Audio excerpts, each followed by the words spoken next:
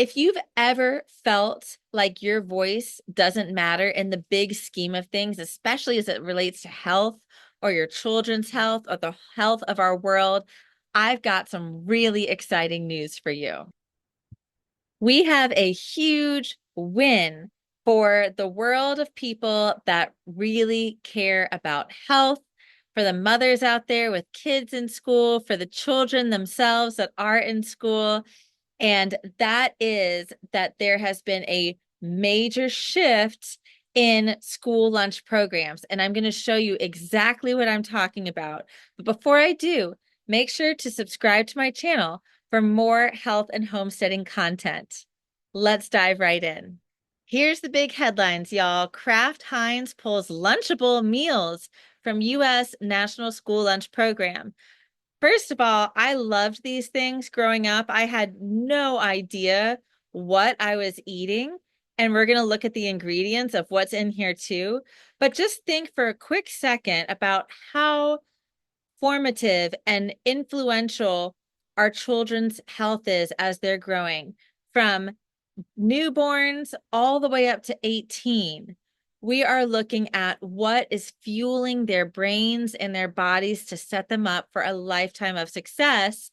And apparently, Lunchables has been a pretty common meal program within the national school system until now.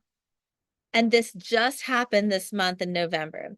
So Kraft Heinz is no longer making its packaged lunch brand Lunchables for low-income students receiving free and reduced price meals from a federal program. Guess what, too? Weak demand, y'all. Weak demand, according to a company statement, the latest blow to one of its best-known products. Chicago-based Heinz announced its plans to sell to the school lunch program early last year at an industry conference, saying it would target the $25 billion educational market.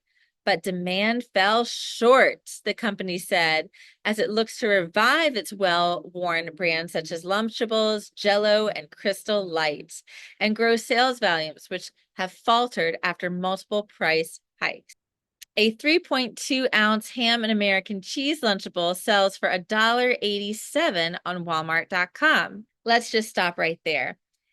There is this impression largely that eating healthy is more expensive, but it's not.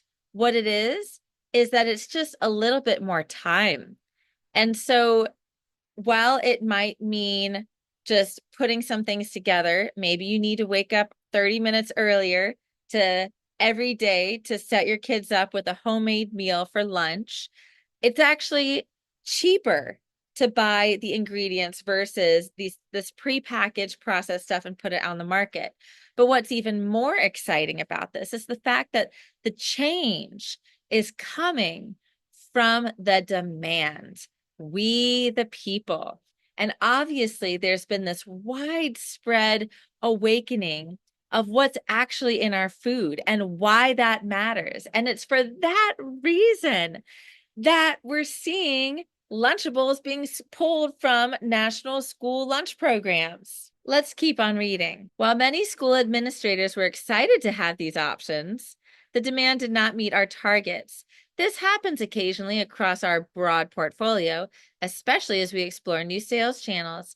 Lunchable products are not available in schools this year, and we hope to revisit in a future date. The Department of Ag School Lunch Program provides free and low-cost lunches to about 30 million children who are from low-income families or meet other federal requirements.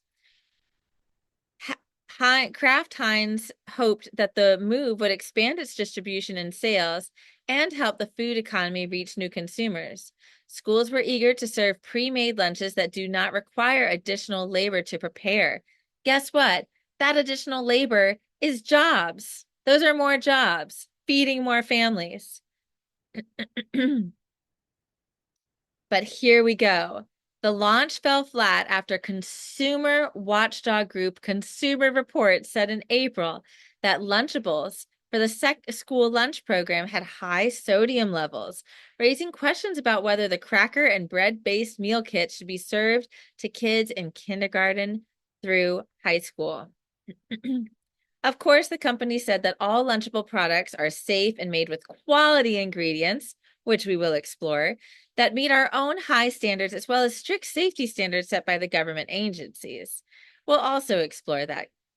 Nothing is more important to us than the quality and safety of our food, the company said, adding that the reason for pulling the products from the school lunch program was unrelated to Consumer Reports findings. Lunchables, created in the 80s for time-strapped working moms, dragged on Kraft Heinz overall sales in its quarter ended September 28th.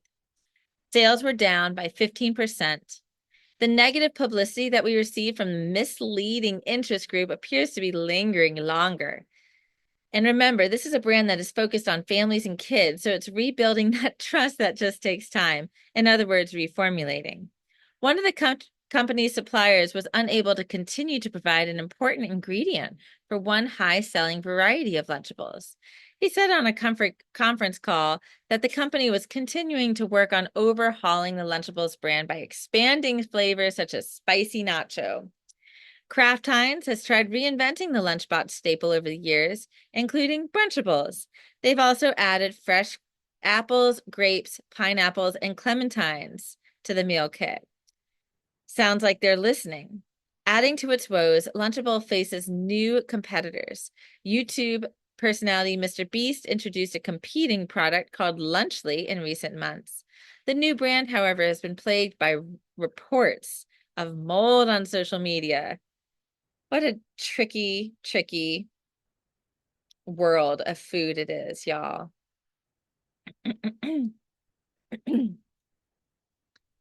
So we are going to look at some of the ingredients of these Lunchable kits to really make up our own opinion as to whether or not this is a food that our children should be eating in order to grow and prosper. But one thing I found was really interesting in this article was their mention of the obvious change from working mom. They said specifically it was in the 1980s that as moms started working and were getting strapped for time, they needed easier food sources to feed their children. This is a little bit of a tangent, but doesn't that really mean something when you send your kids off to school because you have to work and you're feeding them junk food as a result? I mean, this is the world that we live in. This is what is so common and normal now. But it really makes you question, is it worth it? Is it worth that job?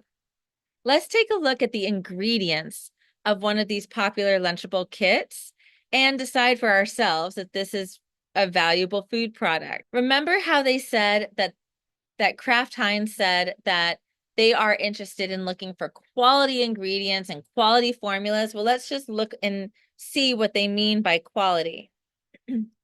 This right here is the turkey and cheddar cracker stackers. And here you can find the ingredients. Thankfully, the first ingredient is roasted white turkey, which is cured, but then it has smoke flavored added, which if you don't know, natural flavors are a concern because of monosodium glutamate, which is also known as MSG. It is a neurotoxin, and it is known for its addictive nature. So everything will taste better with natural flavors because literally that is the chemical makeup of the food, is to make your brain think that it tastes better and you need more of it. And I'm assuming that what's in parentheses here is actually what this roasted white turkey is, which is white turkey water, potassium lactate, modified cornstarch, dextrose, salt, carrageenan, which is a known carcinogen, and emulsifier. A bunch of things that I honestly don't know what they are, but multiple types of natural and artificial flavor, sodium nitrite, and smoke flavor. And then, of course, there's the cheese, which has its own parentheses of what's in there. Let's see if we can find the end of the parentheses. Here it is. So whey protein is actually great. Hopefully it's grass-fed, but if it's not mentioned, then likely it's not. So you could be getting whey protein from cows pumped full of antibiotics. A lot of this acid stuff sounds pretty normal, like lactic acid and salt and whatnot. Paprika for color, that's something. At least there's that. And annatto for color, better than yellow number 5.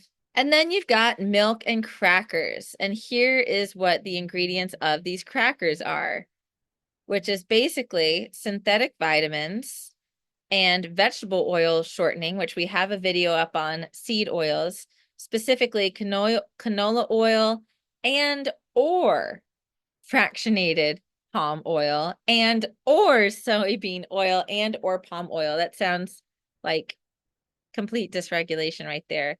Sugar, I don't know, you tell me where the nutrition is here that helps grow our brains and bodies, aside from the turkey that's not just straight up turkey. So another way to look at this is if you don't know what specific ingredients mean, it can be helpful to go to the EWG. That's the Environmental Working Group, and I'll show you that here. But this is the epitome of why it's important to read the labels.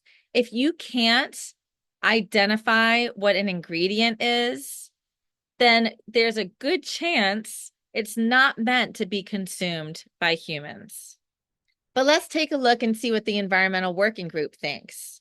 So they have everything on this website from cleaning products to beauty products to food, and they will score it based on the ingredients.